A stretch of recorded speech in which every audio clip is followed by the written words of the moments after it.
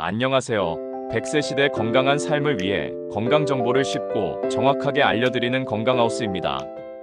여러분, 거울을 보다가 이런 경험 있으신가요? 갑자기 얼굴이나 손등에 까맣게 올라온 반점 같은 것이 보여서 이게 검버섯일까, 기미일까? 고민해 보신 적이 있으실 겁니다. 실제로 피부과 상담 자료를 보면 40대 이상, 여성 70% 이상이 기미 또는 검버섯으로 고민한다고 답했습니다. 겉으로는 비슷해 보이지만 사실 두 가지는 원인도 다르고 치료법도 완전히 다릅니다. 오늘 영상에서는 검버섯과 기미의 의학적 원인과 차이, 병원에서 하는 시술과 그 단점, 집에서 시도할 수 있는 천연팩, 그리고 음식과 생활 습관까지 피부 관리에 필요한 모든 정보를 차근차근 알려드리겠습니다. 영상 끝까지 함께 해주시면 내 피부는 이렇게 관리해야 하는구나 하고 확실히 이해하실 수 있습니다. 첫 번째, 검버섯과 기미의 의학적 원인과 차이. 검버섯. 검버섯은 의학적으로 지루각화증이라고 부르며 나이가 들면서 흔히 생기는 양성 종양입니다. 암으로 변하지 않기 때문에 크게 두려워하실 필요는 없습니다. 원인은 크게 네 가지가 있습니다. 첫째, 노화입니다. 나이가 들면 피부 세포가 정상적으로 떨어져 나가지 못하고 과도하게 증식합니다. 둘째, 유전입니다. 가족 중에 검버섯이 많다면 나에게도 생길 가능성이 높습니다.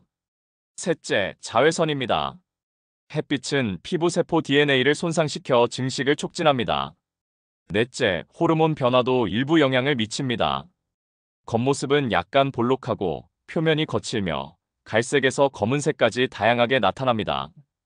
실제 사례로 55세 여성 환자분이 손등에 볼록한 갈색점이 여러 개 생겨 고민하셨는데 시술 후 제거하고 꾸준히 자외선 차단제를 사용하시니 재발이 크게 줄었습니다. 최근 연구 누트리언츠 2022에 따르면 항산화 섭취와 규칙적인 피부 관리가 검버섯 발생률을 낮출 수 있다고 보고되었습니다. 기미.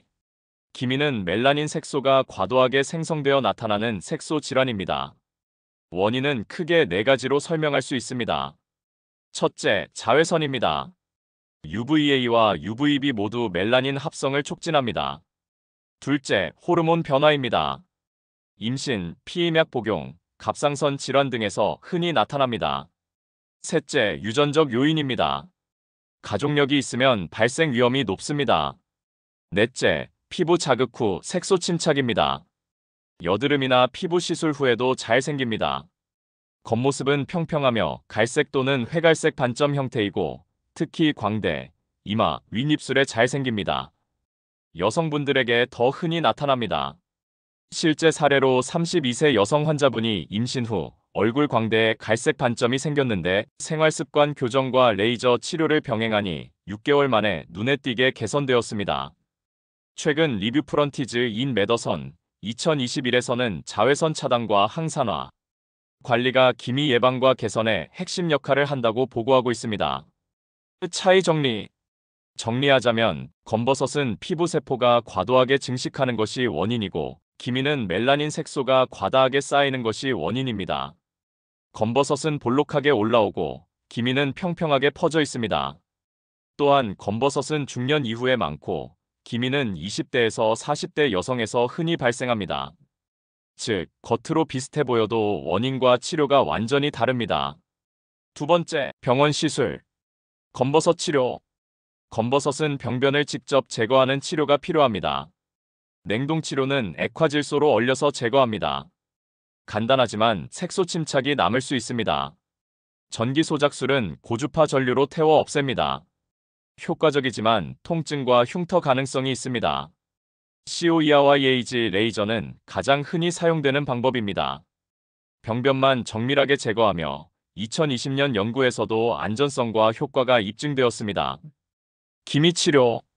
기미는 멜라닌 색소를 줄이는 방향으로 치료합니다. Q-스위치 NDYAG 저출력 레이저는 멜라닌을 조금씩 깨뜨립니다. 고출력은 오히려 악화될 수 있습니다. 피코세컨드 레이저는 최신 기술로 연구 결과 부작용이 적고 효과가 좋은 것으로 보고되었습니다. 프락셔널 레이저는 피부 재생을 촉진하여 색소 개선에 도움을 줍니다. 단독보다는 병행할 때 효과적입니다. 약물 치료로는 하이드로퀴논, 트레티노인, 트라넥삼산 등이 대표적입니다. 세 번째, 시술의 단점. 검버섯 시술의 단점. 냉동 치료는 물집과 딱지, 색소 침착 가능성이 있습니다. 전기 소작술은 통증이 있고 흉터가 남을 수 있습니다. 레이저는 과도하게 사용하면 흉터가 생길 수 있고 깊은 병변은 재발할 수 있습니다. 기미 시술의 단점. 레이저 치료는 재발이 흔하고 오히려 더 진해지는 경우도 있습니다. 하이드로퀴논은 장기간 사용 시 피부가 변색될 수 있습니다. 트라넥삼산은 혈전 위험이 있어 심혈관 질환이 있는 분들은 주의가 필요합니다.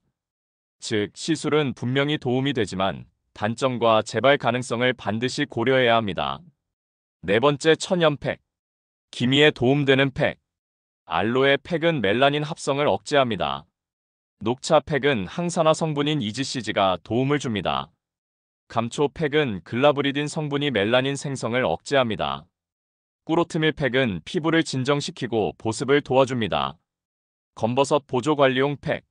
레몬 희석 팩은 비타민C 항산화 효과, 다만 자극에 주의해야 합니다.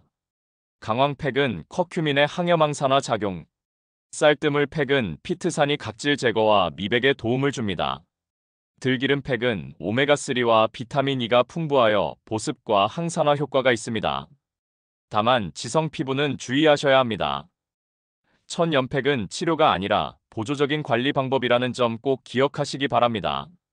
다섯 번째, 음식 앤드 생활습관. 검버섯의 좋은 음식.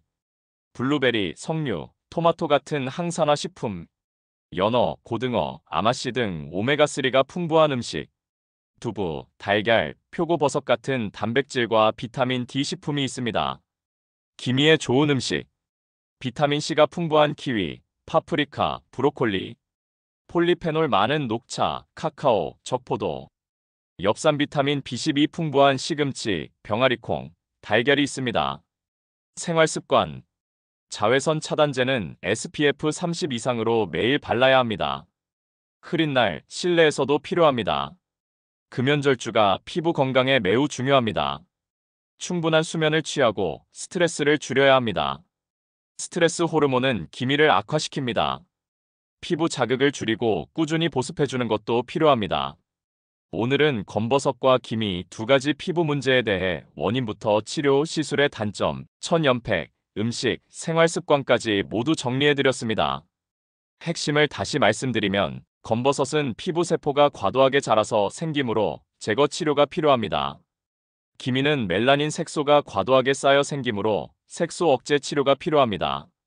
시술은 효과가 있지만 단점과 재발 가능성이 있으므로 무조건적인 해결책은 아닙니다. 결국 가장 중요한 것은 꾸준한 생활습관 관리입니다. 여러분, 피부는 하루아침에 달라지지 않습니다. 오늘 말씀드린 내용을 생활 속에서 하나하나 실천해 보시길 바랍니다. 영상이 도움이 되셨다면 좋아요와 구독, 알림 설정까지 부탁드립니다. 저는 다음 영상에서 더 유익한 정보로 다시 찾아뵙겠습니다. 건강한 100세 시대를 위한 여러분의 동반자 건강하우스였습니다. 감사합니다.